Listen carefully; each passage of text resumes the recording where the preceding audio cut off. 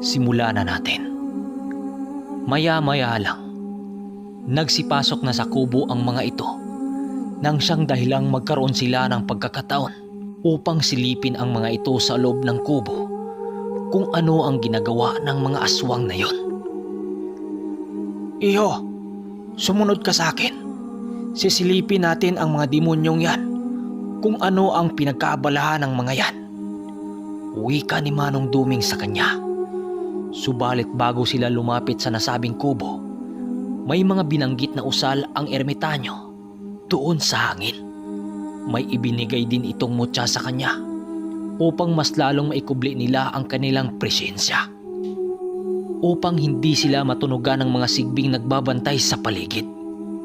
Paglapit nila sa entradang pinto ng kubo, halos masuka-suka naman itong sinuli dahil sa amoy na nakasuka-suka. Ang amoy kasi na kanilang nalanghap noon, mahalin tulad mo sa isang karning nabubulok.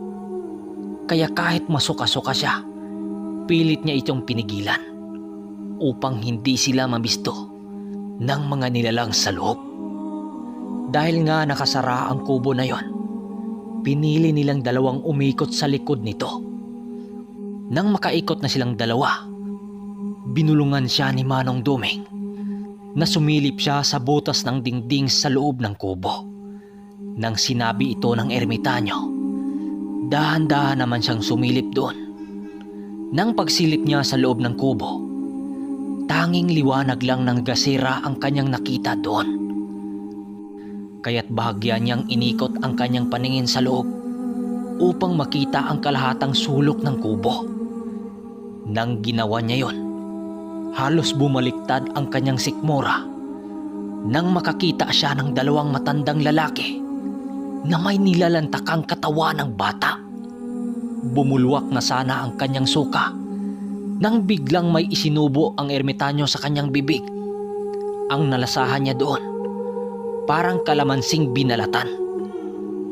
Kaya't biglang naudlot ang kanyang nararamdaman na pagkasuka. Nang bigla naman siyang napatras doon sa kanyang pinagsilipan. Nang makarinig sila ang dalawa ng pagtunog ng isang animoy naliligong tao. Pag-ikot pa nilang dalawa sa may likod ng kubo, doon na tuluyang nasuka itong sinuli. Nang makakita siya ng isang matandang babae na sabog-sabog ang buhok. Nakatalikod ang babaeng yon habang naliligo ng langis na nakalagay sa isang banga. Sa gilid ng matandang ito, nandun ang nakakabaliktad sikmurang katawan ng batang naagnas na. Nang makita ito ni Nuli, biglang bumulwak ang kanyang suka nang siyang dahilan para marinig sila ng mga nilalang sa loob ng kubo. Dahil sa kanyang ginawa, biglang nabasag ang sabulag na ginawa ng ermitanyo. Umatras ka na muna, Nuli. Napakaraming bantay na pamilyang ito.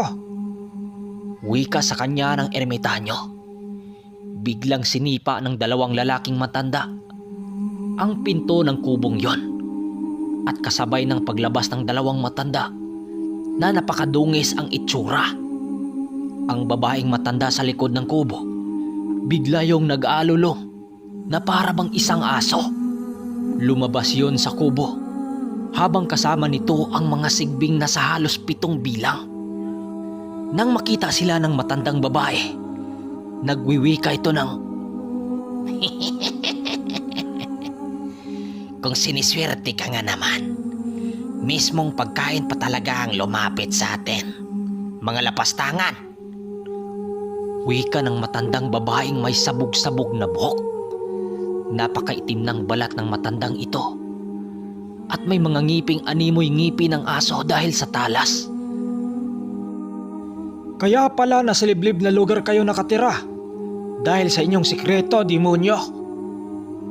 Wika ng ermitanyo sa mga nilalang. Nang marinig ito ng 3 aswang, nagsisiagik-ikan lang naman ito sa katatawa.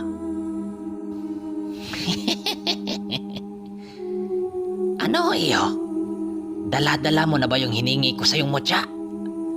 Kung dala mo man ngayon, ibigay mo na sa akin yan. wika ng isang matandang lalaki na nakasagupa niya noon sa sabungan. Sinagot naman niya ito ng, "Oo, narito kami upang tugisin kang demonyo ka. Dahil sa iyong ginagawa, ipapalasap ko ang galit ko sa iyo. Walang hiya ka. Pagbabayaran mo ang ginagawa mo sa aking mga alaga." Wikang gigil ni Noli. Nang marinig ito ng matanda, muli yung tumatawa na parabang biro lang ang kanyang sinasabi dito. "Ang tapang mo naman, iho. Baka nakakalimutan mo. Kayang-kaya namin kayong dalawa na gawing karni sa oras na ito." Wika pa ng isang lalaking matanda na mas matanda pa konti sa isang matanda nitong kasama. "Ngayong napatunayan naming hindi kaya-aya ang mga ginawa niyo dito sa lugar na ito, sapat na ito na dahilan upang puksain ko ang kasamaan niyo. At hindi lang yan, lalo na sa kasama kong ginawa niyo ng kasalanan." Wika ng ermitanyo sa mga nilalang. Naglalakad ang ermitanyo papalapit sa mga ito na para bang kampante ito sa mga nilalang na kanilang nakaharap. "Bibigyan ko pa kayo ng pagkakataong mabuhay. Lumayas kayo sa lugar na ito. Kung ayaw niyong sunugin ko kayo kasama ang bahay niyo." Wika ng ermitanyo sa mga nilalang. "Ang lakas naman ng loob mo, tanda, upang sabihin yan sa amin. Bakit? Sino ka ba?" Wika pa ng isang lalaking aswang. Ang pagkakalam kasi ng mga nilalang na yon, isang ordinaryong tao lang ang matandang kaharap nila. Subalit laking gulat ng mga ito nang magpakawala ng presensya ang ermitanyo na parabang kasing init ito ng batong nagliliyab. Nang ginawa ito ng ermitanyo, biglang nagpalit anyo ang mga ito dahil sa init nitong nararamdaman sa paligid. Nagsisisigaw ang matandang babaeng aswang habang ikinumpas ang mga kamay nito sa ere. Pagkumpas ng babaeng aswang sa mga kamay nito, bigla naman silang sinugod ng mga sigbi nitong alaga. Kaagad iwinasiwas ni Nuli ang kanyang itak upang hindi siya malapitan ng mga ito. Subalit sa bawat pag-atake ng mga sigbin, pakiramdam noon ni Nuli na babalutan sila ng apoy dahil kundi masunog ang mga balat ng mga ito. Talagang nalalaswa. Yung iba parang pinasuan ng apoy. Nang masipat ito ng matandang babaeng aswang, tila ba nakaramdam ito ng pagkabahala dahil mismong mga alaga nila ay hindi tumatalab sa kanilang dalawa. Kaya't ang nangyari, pinaghataw ni Nuli ang mga sigbin nang hawak-hawak niyang itak na nagawa sa purong tanso. Nang maramdaman ng tatlong aswang na hindi ordinaryo ang kanilang kaharap, doon nalaman ni Manong Duming na ang babaeng aswang bukod sa aswang ito, meron din itong kakayahan ng isang mangkukulam at may dugong mambabarang. Nasipat kasi ni Nuli na nagpakawala ito ng mga sinulid na kulay pula at may mga karayom sa sobrang talas nito. Kasabay ng pagsiliparan ng mga kalaman ng babaeng aswang, muli yung tumitili. At kasabay ng pagsisigaw nito, ang pagsisiliparan ng mga bubuyo na sobrang kakapal. Dahil sa nakita nitong sinuli, bigla siyang napasigaw ng, "Manong, atras na lang kaya tayo. Ang dami ng bilang ng kalaban. Mamamatay tayo rito." Nang marinig ito ng ermitanyo, nagwika ito ng, "Kaya pala ang titigas ng mga ulo nyo. Hindi rin pala basta-basta ang taglay-taglay ng asawa mo. Sige, maglalaro tayo." Wika ng ermitanyo sa mga nilalang. Kasabay ng pagpapakawala ng babaeng aswang sa mga alam nito ay ang paglalaho ng dalawang aswang upang dahilan para mawala ito sa kanilang paningin. Dahil sa mga nangyari, napilitan ang ermitanyo upang tawagin ang tungkod nitong nagsisilbing mga mata niya.